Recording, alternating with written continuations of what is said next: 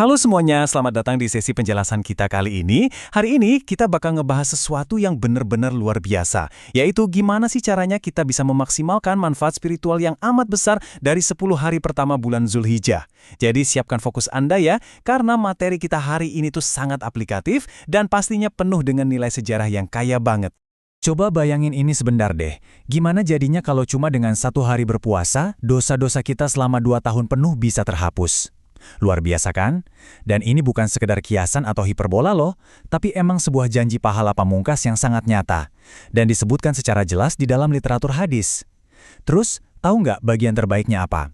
Anda tuh bahkan nggak perlu bepergian jauh-jauh melintasi benua sampai ke Mekah untuk bisa dapetin keutamaan ini.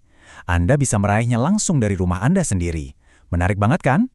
Oke, langsung aja kita bedah panduan praktis ini langkah demi langkah ya. Kita bakal mulai dari sejarah Tarwiyah dan Arafah, terus lanjut ke keutamaan puasa Dzulhijjah, aturan dan hukum pelaksanaannya, tata cara dan niatnya, sampai nanti ditutup dengan doa penutup berbuka puasa. Nah, kita masuk ke bagian pertama nih, yaitu sejarah Tarwiyah dan Arafah. Tapi sebelum kita ngomongin tata cara berpuasa secara teknis, kita tuh harus tahu dulu, kenapa sih hari-hari ini begitu suci? Nah, yang paling menarik di sini adalah kontras dari akar bahasanya. Kata tarwiyah yang jatuh pada tanggal 8 Zulhijjah itu berasal dari bahasa Arab yang berkaitan sama persiapan air.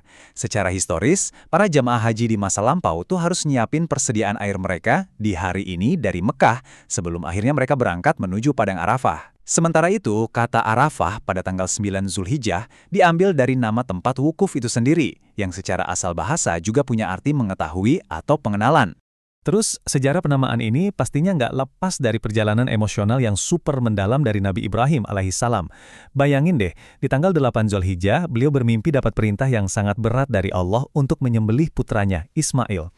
Hari itu tuh jadi hari Tarwiyah, yang juga berarti hari perenungan, pemikiran, dan semacam keraguan atas makna mimpi tersebut. Baru kemudian keesokan harinya, di tanggal 9 Zulhijjah, beliau dapat keyakinan mutlak kalau perintah itu tuh benar-benar datang dari Allah Subhanahu wa Ta'ala. Itulah hari Arafah, hari di mana beliau mengetahui dengan pasti. Dan keyakinan ini akhirnya memuncak pada tanggal 10 Zulhijjah, hari pengorbanan yang kita kenal sekarang sebagai Idul Adha. Benar-benar sebuah rentetan perjalanan spiritual yang luar biasa ya, yang masih terus kita petakan di kalender modern kita sampai hari ini. Sekarang kita lanjut ke bagian kedua, yaitu keutamaan puasa Dzulhijjah. Mari kita alihkan fokus kita sejenak nih dari para jamaah haji historis di Tanah Suci tadi, ke manfaat yang spesifik buat Anda yang lagi ada di rumah. Coba dengerin baik-baik hadis sahih riwayat Imam Muslim ini. Puasa Arafah dapat menghapuskan dosa setahun yang lalu dan setahun akan datang. Nah, inilah alasan utamanya. Alasan yang paling monumental kenapa umat Islam di seluruh dunia itu antusias banget berpuasa pada hari Arafah. Cuma dengan puasa 1 hari aja, dikerjain tanpa harus berada di Mekah loh, tapi rahmat Allah itu saking luasnya sampai bisa menghapus dosa-dosa kecil kita selama 2 tahun penuh. Ini sih benar-benar sebuah pertukaran spiritual yang nilainya nggak terhingga. Dan Anda tahu nggak, keutamaannya tuh nggak cuma itu aja. Dari rangkuman sumber-sumber yang udah kita pelajari, pahala dari setiap amal kebaikan kita tuh bakalan dilipat gandakan di 10 hari pertama Dzulhijjah ini. Hadis lain juga nyebutin kalau hari Arafah adalah hari di mana Allah paling banyak membebaskan hambanya dari api neraka. Hari itu juga jadi salah satu waktu yang paling mustajab buat memanjatin doa-doa Anda. Oh ya, ada satu detail yang indah banget dari riwayat ulama terdahulu di sini. Katanya, pahala melaksanakan puasa Tarwiyah itu disamain nilainya dengan pahala kesabaran yang legendaris dari Nabi Ayub alaihissalam. Luar biasa banget kan? Oke, masuk ke bagian ketiga nih, aturan dan hukum pelaksanaan. Kita beralih ke aturan praktisnya ya. Perlu banget diperjelas di sini kalau puasa Tarwiyah dan Arafah itu ibarat sebuah hadiah spiritual. Hukumnya itu sunnah dan ini khusus buat umat Islam yang kebetulan tidak sedang melaksanakan ibadah haji. Ini tuh cara buat mereka yang ada di rumah biar bisa ikutan ngerasain esensinya dan terhubung sama semangat haji. Terus gimana buat jamaah haji yang lagi wukuf di Padang Arafah? Nah, mayoritas ulama sepakat hukumnya buat mereka justru makruh atau tidak dianjurkan untuk berpuasa. Tujuannya biar fisik mereka tetap prima dan kuat buat berzikir seharian di sana. Selain itu, sekalian nih kita singkirin satu mitos yang sering banget muncul. Banyak yang nanya, boleh nggak sih berpuasa Arafah kalau sebelumnya kita nggak puasa Tarwiyah? Jawabannya adalah, sangat boleh. Anda tetap banget dianjurkan buat ngejar pahala puasa Arafah di tanggal 9 Zulhijjah itu, meskipun di hari sebelumnya Anda mungkin nggak sempat berpuasa. Karena keduanya ini adalah ibadah yang mandiri. Selanjutnya, bagian keempat, ini dia, tata cara dan niat. Jadi, poin krusialnya tuh ada di sini. Alur pelaksanaan puasa ini sebenarnya sama persis kok. Dengan puasa-puasa pada umumnya, ada 3 langkah utama. Langkah pertama, dan ini yang paling kritis, adalah ngebentuk dan ngebaca niat di malam hari atau sebelum terbitnya fajar.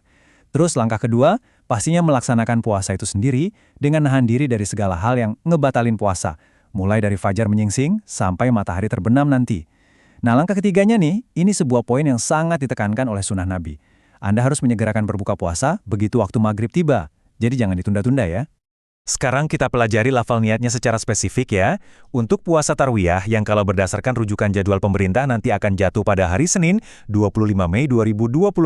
Lafal niatnya begini. Nawaitu shauma tarwiyahti sunnatan lillahi ta'ala. Artinya, saya niat puasa sunnat tarwiyah karena Allah Ta'ala. Boleh banget nih, silakan dicatat atau di screenshot aja panduan ini sekarang, biar Anda nggak lupa ngebacanya di malam hari menjelang tanggal 25 Mei 2026 tersebut. Dan ini nih yang dengan brilian ngegambarin betapa sederhananya sebuah niat, tapi bisa ngeraih pahala yang luar biasa raksasa untuk puasa Arafah yang dijadwalkan pada hari Selasa 26 Mei 2026 nanti. Lafal niatnya begini. Nawaitu shauma Arafata sunnatan lillahi ta'ala, yang berarti saya niat puasa sunnah Arafah karena Allah Ta'ala. Ingat selalu ya, kalimat niat yang singkat banget ini dan dibaca menjelang tanggal 26 Mei 2026 nanti, itu adalah kunci sekaligus gerbang utama buat terhapusnya dosa-dosa Anda selama 2 tahun loh. Wah, benar-benar investasi waktu yang sangat efisien kan? Terakhir, kita masuk ke bagian kelima, yaitu doa penutup berbuka puasa. Nyelesain ibadah puasa dengan tata cara yang benar itu ternyata sama pentingnya loh dengan pas kita mulainya. Rasulullah SAW tuh ngajarin kita sunnah untuk segera berbuka puasa, membatalkannya pakai kurma atau air putih aja dulu, sebagai bentuk ketaatan kita. Nah, pas Anda ngebatalin puasa di hari-hari istimewa ini, coba deh bacain doa sahih ini pelan-pelan, biar Anda bisa benar-benar meresapi maknanya. Dhahabat dhama'u wa batallatil uruku wa thabatal ajru insyaallah. Artinya tuh sungguh puitis dan dalam banget. Rasa dahaga telah pergi, kerongkongan telah basah, semoga ganjarannya tetap insya Allah. Cuma, yang penting buat diingat dari struktur kalimat ini adalah, doa ini tuh baru dibaca setelah Anda membatalkan puasa dengan makanan ringan atau minuman ya. Soalnya, kalau kita perhatiin lafalnya, dia pakai kata kerja bentuk lampau kayak telah pergi dan telah basah. Nah, sekarang Anda udah dibekali nih sama semuanya, mulai dari pengetahuan sejarahnya, pemahaman yang mendalam tentang keutamaannya, kepastian aturan hukumnya, sampai kepanduan lafal niat dan doa berbukanya langkah demi langkah. Pertanyaan terakhir saya nih buat Anda, terus gimana cara Anda bakal memaksimalkan ibadah dan memantapkan niat di hari-hari yang sangat mulia ini, langsung dari rumah Anda sendiri? Sekali lagi, Anda tuh nggak perlu harus berada secara fisik di Padang Arafah untuk bisa dapetin rahmat Allah yang begitu tanpa batas. Anda cuma butuh niat yang benar-benar tulus, dan yang paling penting, ngambil tindakan atas apa yang baru aja kita bedah hari ini. Terima kasih banyak ya udah meluangkan waktu buat belajar dan fokus bareng saya di sini. Sampai ketemu lagi di penjelasan materi menarik kita yang berikutnya.